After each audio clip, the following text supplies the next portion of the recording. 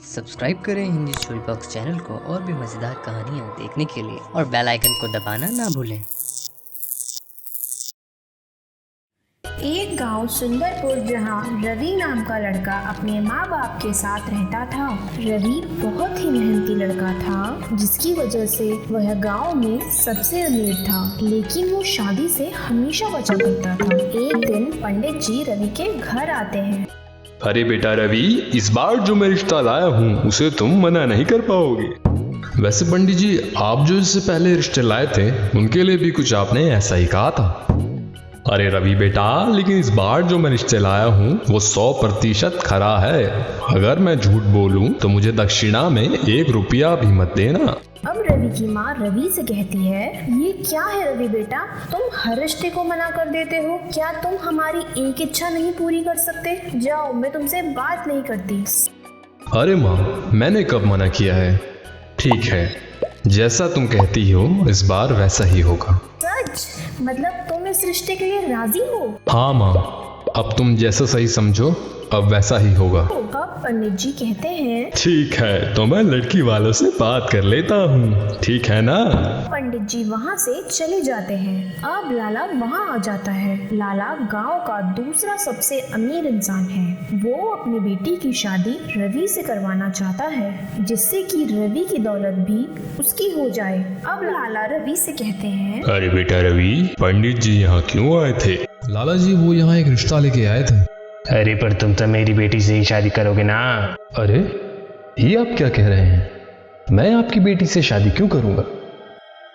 अरे क्योंकि तुम दोनों एक साथ बड़े हुए हो, एक दूसरे को अच्छे से जानते हो।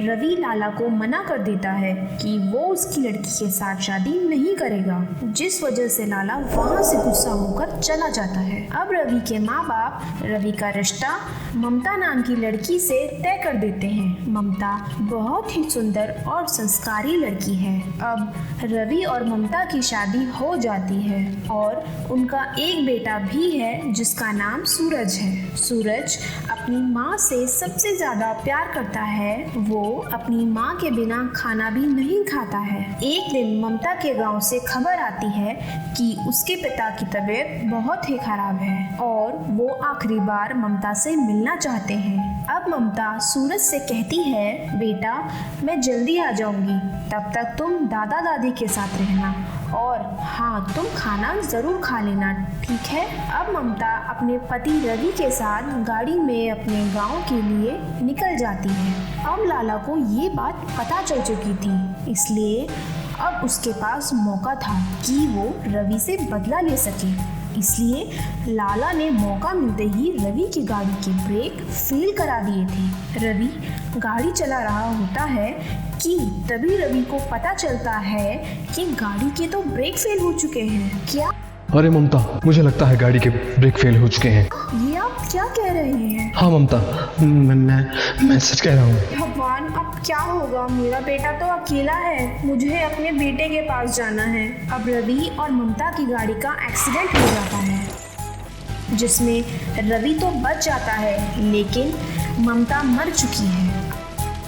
अब रवि और उसके परिवार को ये पता चल जाता है कि अब ममता इस दुनिया में नहीं है। सूरज ये खबर सुनकर बहुत ही दुखी होता है और खाना पीना छोड़ देता है। अब सूरज की दादी सूरज से कहती है, बेटा सूरज, तुम तो अपनी माँ के बहादुर बच्चे हो ना, तो दुखी क्यों होते हो? चलो खाना खा लो। सूरज दादी के इतना कहने पर भी खाना नहीं खाता। अब लाला मन ही मन सोचता है कि ये बहुत ही अच्छा मौका है, वो अपनी बेटी की शादी रवि से करवा सकता है। लाला रवि के माँ बाप से रिश्ते की बात करता है। मेरी बात ध्यान से सुनिए, मैं अब भी अपनी बेटी की शादी रवि से करवाने के लिए तैयार हूँ, क्योंकि मुझसे रवि और सूरज का दुख और उनके हालात देखे नहीं जाते। और सूरज तो बहुत ही छोटा है, उसे माँ की जरूरत है। इसलिए मेरी बात मानिए, रवि और मेरी बेटी की शादी करवा दीजिए। अब रवि के माँ बाप लाला की बात मान लेते हैं। वो रवि से भी बात कर लेते हैं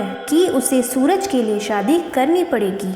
अब रवि और लाला की बेटी, जिसका नाम रूपा था, उन दोनों की शादी हो जाती है।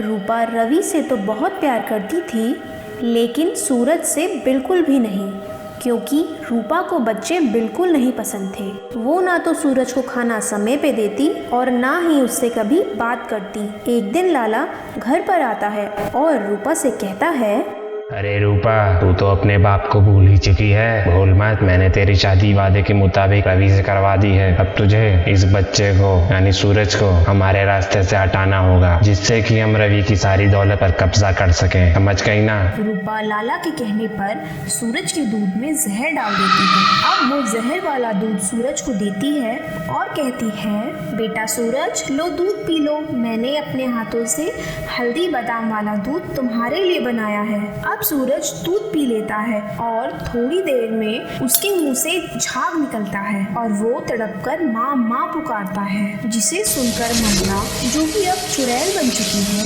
वहाँ आ जाती है और अपने बेटे की हालत देखकर वो कहती है, सूरज बेटा ये क्या हुआ? सूरज बेटा ये क्या हुआ? तुम्हारी ये हालत किसने की? अब चुड़ैल सूरज को अपनी शक्तियों से ठीक कर देती है। अब सूरज जब चुड़ैल की ओर देखता है तो घबरा जाता है।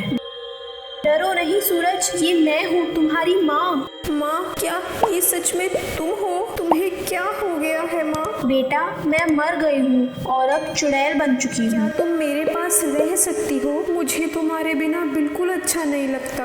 हाँ बेटा, अब से मैं तुम्हारे साथ ही रहूंगी। अब चुड़ैल को ये पता चल जाता है कि दूध में जहर रूपा ने डाला था।